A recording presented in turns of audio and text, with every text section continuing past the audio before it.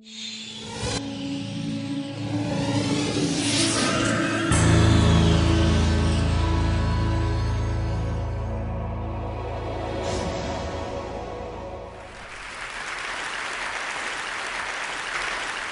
all outward appearances, John had everything going for him.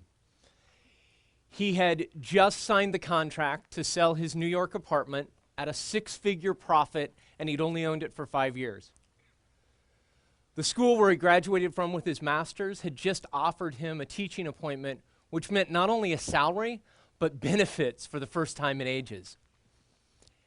And yet, despite everything going really well for John, he was struggling, fighting addiction and a gripping depression.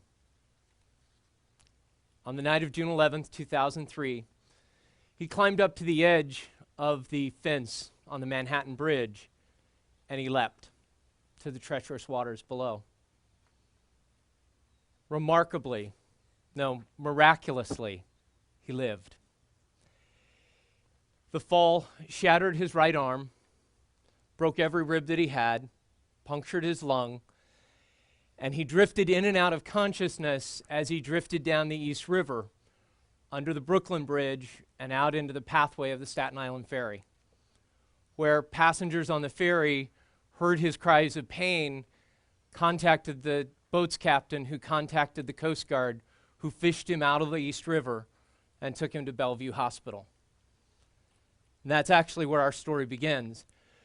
Because once John committed himself to putting his life back together, first physically, then emotionally, and then spiritually, he found that there were very few resources available to someone who has attempted to end their life in the way that he did. Research shows that 19 out of 20 people who attempt suicide will fail.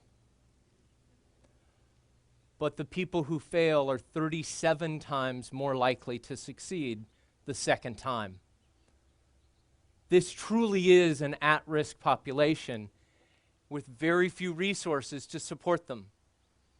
And what happens when people try to assemble themselves back into life, because of our taboos around suicide, we're not sure what to say, and so quite often we say nothing.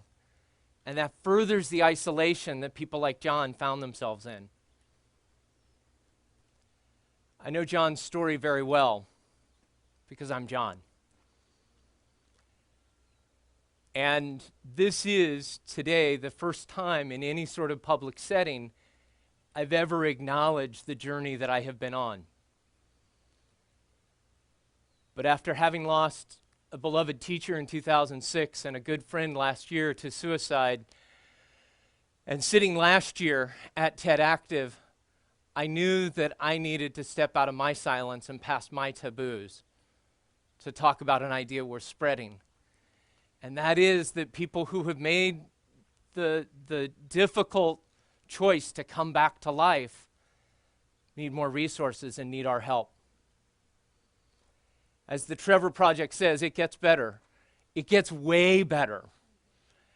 And I'm choosing to come out of a totally different kind of closet today to encourage you, to urge you that if you are someone who has contemplated or attempted suicide, or you know somebody who has, talk about it.